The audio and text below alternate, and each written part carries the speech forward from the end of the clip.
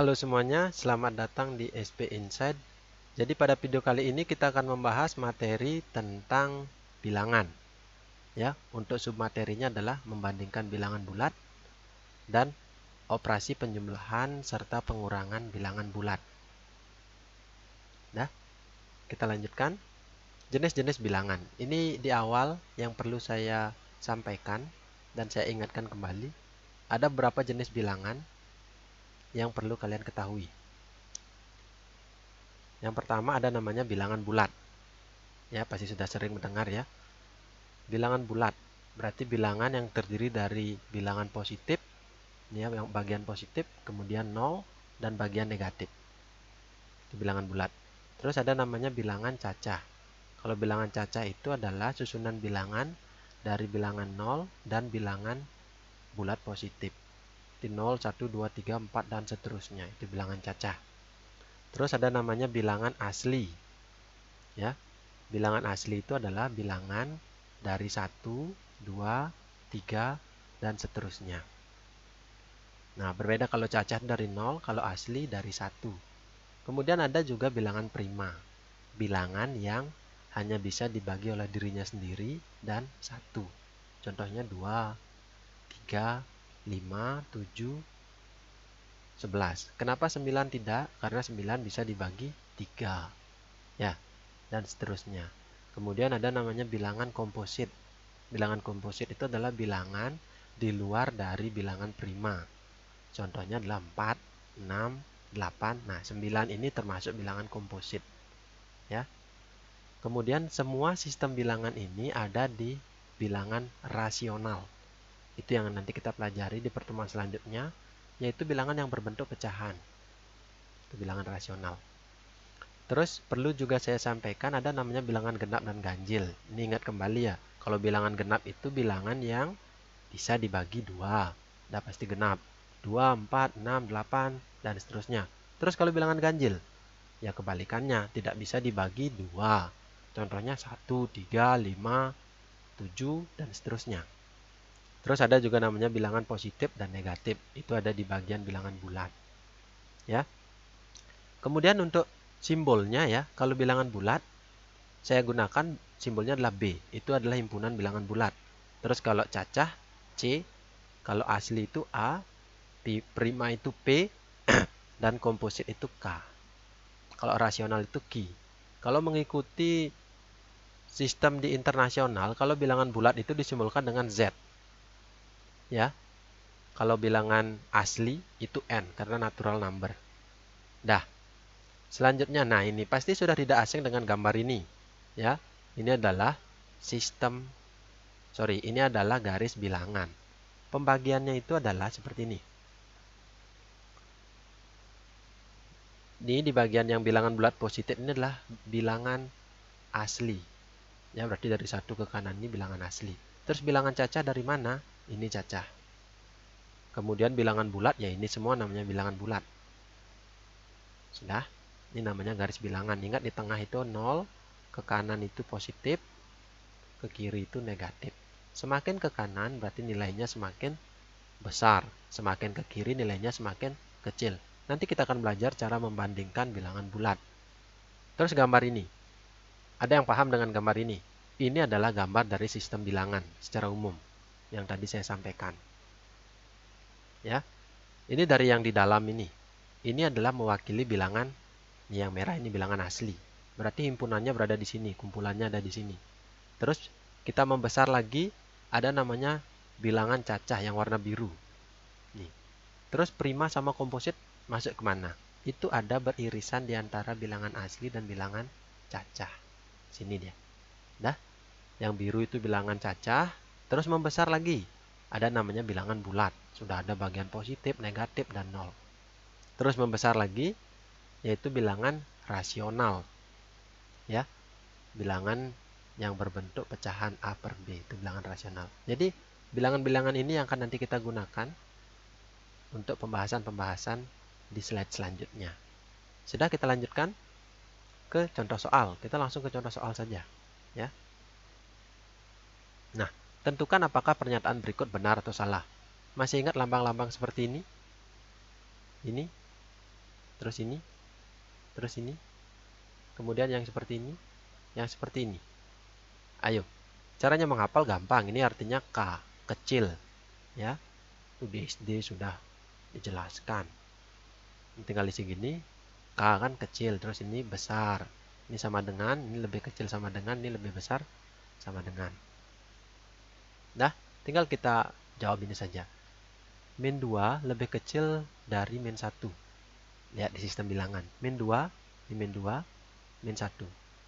Yang tadi saya sampaikan, semakin ke kiri, berarti nilainya semakin kecil. Ya, berarti min 2 lebih kecil dari 1 itu benar. Selanjutnya, 0 lebih besar dari 9. Ini 0. Min 9 ya, min 9 kan jauh di sini. Jauh di kiri. Berarti 0 benar lebih besar dari min 9. Selanjutnya yang C. Min 27 sama dengan 27. Berarti ini jawabannya adalah salah ya. Sudah ini min, ini plus. Positif negatif ya salah.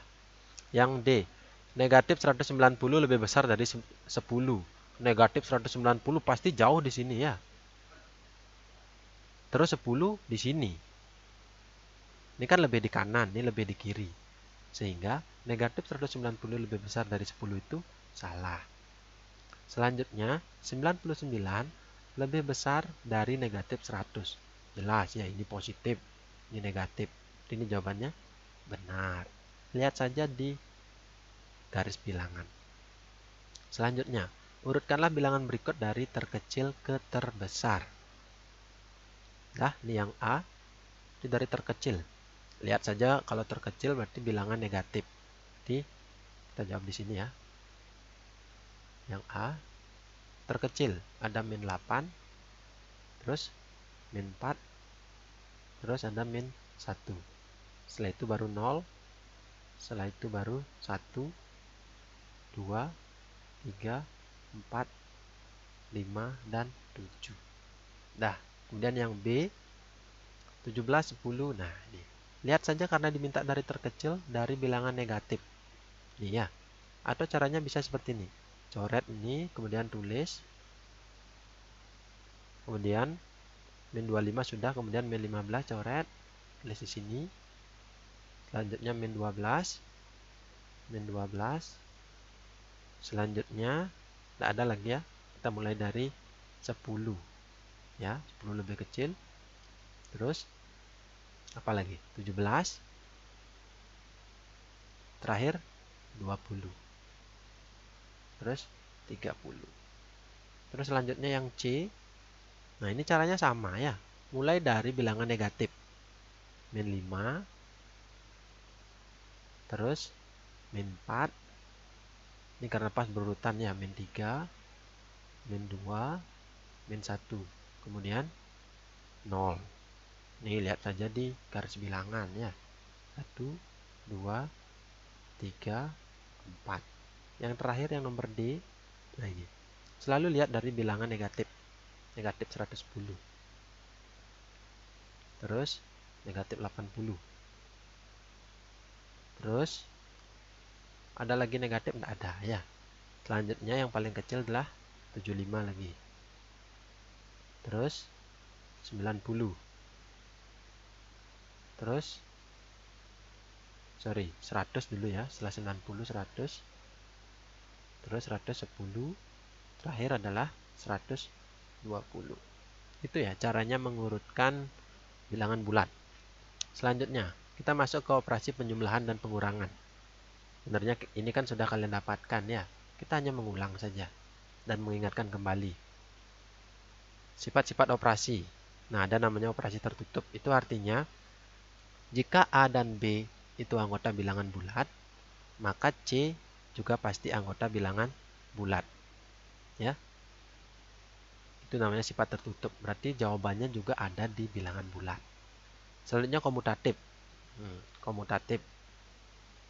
A tambah B itu sama dengan B tambah A. Kemudian ada sifat asosiatif. Ya, A tambah B itu dikurung tambah C itu akan sama dengan A tambah B tambah C. Pengertian kurung ini berarti ini didahulukan. Kemudian identitas. Ada namanya sifat identitas. Identitas penjumlahan itu adalah 0. A tambah 0 itu sama dengan 0 tambah A, itu sama dengan A. Dah, yang terakhir ada inverse atau kebalikan. Kebalikan dari A ya min A. A tambah min A itu sama dengan min A tambah A sesuai dengan sifat komutatif ini ya. Itu min A tambah A berarti hasilnya 0. Nih, perlu diingat kembali juga bilangan genap dan ganjil. Bilangan genap ditambah genap itu hasilnya pasti genap. Ya, kalian sudah tahu. Terus bilangan genap tambah ganjil hasilnya ganjil. Terus bilangan ganjil tambah genap hasilnya ganjil juga. Kalau ganjil tambah ganjil, itu pasti hasilnya genap. Ya, ini nanti contohnya kalian bisa ambil sendiri. Terus bilangan positif dan negatif. Untuk di penjumlahan, positif tambah positif, udah jelas jawabannya pasti positif ya. Kalau positif tambah negatif, nah ini bergantung dari bilangannya. Bisa positif, bisa negatif hasilnya. Terus kalau negatif tambah positif, sama juga, tergantung bilangannya. Kalau negatif tambah negatif, itu sudah pasti hasilnya negatif.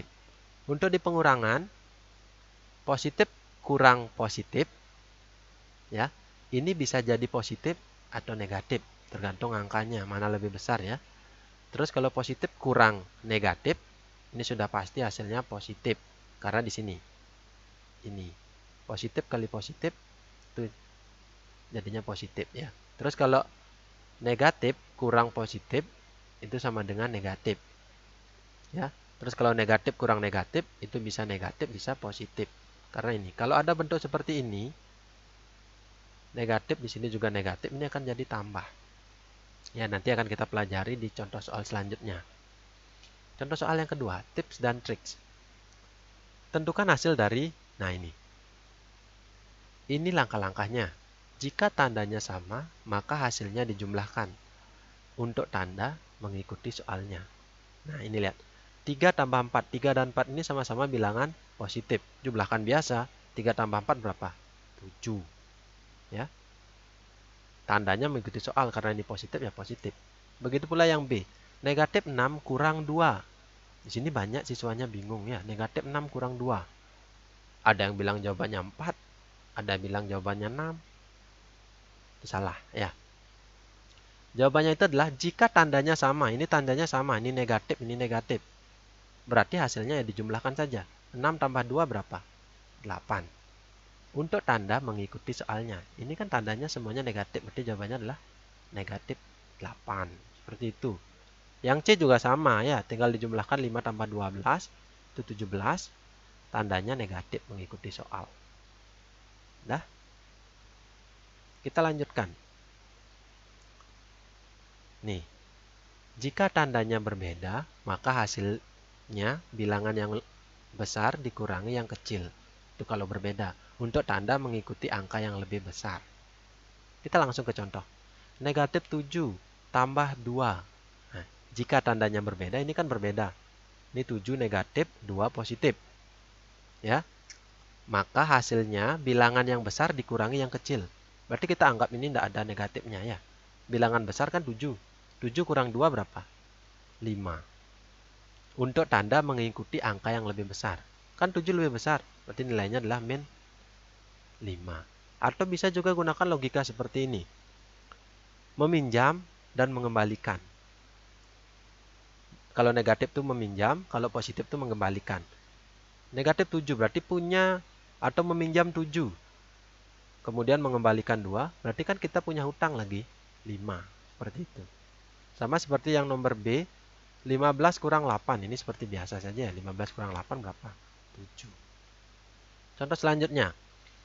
Ingat, diubah dahulu positif jadi negatif. Ya, menjadi tanda negatif atau negatif. Tentukanlah hasil dari 9 tambah negatif 13. Lihat, kalau ada tanda seperti ini akan berubah menjadi kurang. Sehingga ini akan menjadi 9 kurang 13. Berapa 9 kurang 13? Ayo. Dengan menggunakan metode sebelumnya, tandanya berbeda, maka bilangan yang lebih besar dikurangi yang lebih kecil. Berarti 13 kurang 9 berapa? 4. Nah, karena 13 lebih besar, 13 negatif, itu jawabannya negatif 4. Atau seperti ini. Punya 9, Kemudian berhutang 13. Kan masih punya hutang jadi min 4 jadinya. Dah. Terus yang B. Negatif 11 tambah negatif 7. Nih, masih ada tanda seperti ini. Ini akan berubah menjadi negatif. Sehingga jawabannya min 11 kurang 7. Nah, ini sama seperti yang nomor 1 ya. Tandanya sama, hasilnya jumlahkan. Jadi 11 tambah 7 berapa? 18. Tandanya mengikuti soal. Di negatif 18. Dah. Yang terakhir, tentukan hasil dari. Ini ingat, ini kebalikan dari yang ketiga. Maka negatif kali negatif nanti diubah menjadi positif. Nih, kalau sudah ada tanda kurung seperti ini, negatif ini akan jadi positif. 1 tambah 5. Itu jadi perubahannya ya, sama dengan 1 tambah 5, ya 6. Dah. Yang terakhir, min 8 kurang min 9. Ini ada tanda kurang min. Ini jadi tambah. Jadi min 8 tambah 9. Min 8 tambah 9. Punya hutang 8, dibayar 9. Ya kan kita masih punya kembalian lagi 1. Atau tinggal kurangkan saja 9 kurang 8 berapa? 1. Dah, hal seperti ini harus banyak latihan ya. Harus banyak latihan. Kalau sudah sering latihan, pasti sudah bisa. Dah, kita lanjutkan. Contoh soal yang ketiga. Tentukanlah hasil dari. Kalau soal yang ini, saya ingatkan dengan menggunakan garis bilangan. Jadi kalau tambah itu ke kanan loncat, kalau kurang itu ke kiri. 3 tambah 4, kalau dengan garis bilangan, 3. Kita meloncat dulu ke 3, tambah 4, berarti meloncat ke kanan sebanyak 4 kali. 1, 2, 3, 4. Sehingga jawabannya adalah 7. Yang B, 6 kurang 2. Berarti kita mulai dari 6. Dah, dari 0 ke 6. Terus dikurang 2, berarti kalau kurang ke kiri. 1, 2, jawabannya adalah 4. Sudah? Ini tentang garis bilangan. Untuk mengingatkan saja ya. Tapi kalau bilangan yang besar-besar, tidak usah pakai garis bilangan. Pakai cara yang tadi. Pasti bisa. Nah ini. Kalau ada model seperti ini, selalu kerjakan dari kiri ke kanan. Ya, 2 tambah 11 kurang 7 kurang min 10. Kerjakan dari kiri saja dulu. Dari 2 tambah 11. 2 tambah 11 berapa? 13. Tulis dulu lagi yang lainnya soalnya. Dah, sama dengan. Selanjutnya 13 kurang 7 berapa? Berapa? Ya. 6. Kurang, tulis lagi. Min 10. Nah, tanda ini. Min. Di sini min. Jadi perubahannya jadinya plus. Sehingga jadinya 6 tambah 10. 6 tambah 10 berapa? Ya, 16. Sudah? Coba yang B. 9 kurang 5. Berapa 9 kurang 5? 4. Tulis lagi soalnya. Tambah 11 kurang 15. Sama dengan 4 tambah 11 berapa? 15 kurang 15. 15 kurang 15? 0. Yang C, ayo sama-sama yang C. Negatif 17 tambah 3. Ingat yang tadi. Kalau tandanya berbeda, berarti bilangan yang lebih besar dikurangi yang lebih kecil. Jangan dilihat negatifnya. Berarti negatif 17 tambah 3. Berarti 17 dikurangi 3. Berapa 17 dikurang 3? 17 kurang 3 itulah 14. Tandanya mengikuti angka yang lebih besar. Di min 14. Atau sama seperti ini. Punya utang 17 dibayar 3. Nah, kurang min 12 tambah 15. Nah, ini ada tanda seperti ini lagi. Berubah menjadi, kita ubah aja dulu ya. Tambah 12 tambah 15. Min. Nah, lagi seperti ini. Negatif 14 tambah 12. Nah, punya utang 14 dibayar 12. Jadi 2 tambah 15. Negatif 2 tambah 15 itu berarti bilangan lebih besar dikurangi yang lebih kecil. 15 kurang 2 berapa? 13. Ya positif, selesai sudah. Nah, hal seperti ini juga harus banyak latihan ya. Atau ulang lagi video ini supaya kalian lebih paham. Contoh soal yang terakhir. Soal cerita ya. Contoh soal yang pertama. Ini jangan takut ya. Ini hanya soalnya saja terlihat panjang. Sebenarnya pendek nih jawabannya. Pak Faris mempunyai hutang sebesar 150.000. Sebulan kemudian dikembalikan sebesar 80.000. Berapakah sisa hutang Pak Faris sekarang? Berarti Pak Faris, kalau hutang itu simbolnya adalah negatif. Punya hutang negatif 150.000. Terus kalau mengembalikan, kembali di positif ya. Positif 80.000.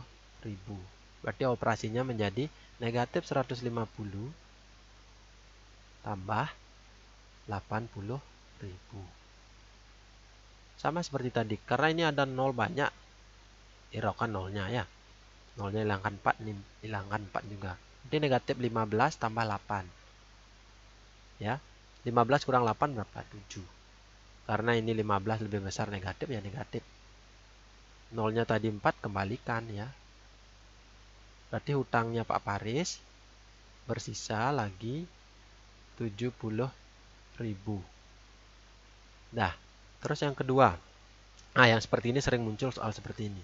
Diketahui besar suhu di Bangli adalah negatif 4 derajat Celcius. Sedangkan suhu di Buleleng sebesar 28 derajat Celcius.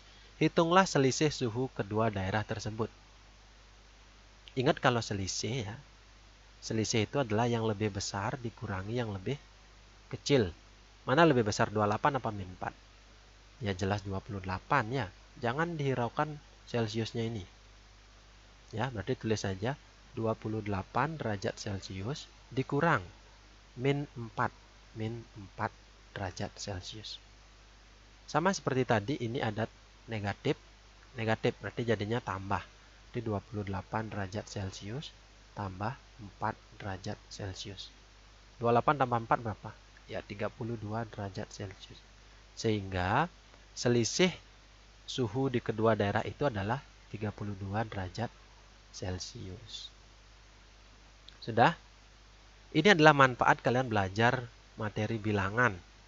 Ya, itu banyak sekali manfaatnya di kehidupan sehari-hari. Contohnya menyelesaikan permasalahan yang seperti ini. Permasalahan yang lain masih bisa diselesaikan juga. Ya, nanti tinggal kalian latihan saja atau ulang kembali video ini supaya lebih paham. Nah, sekian dulu untuk video kita hari ini. Bapak ucapkan terima kasih yang sudah menonton dan sampai ketemu di video selanjutnya.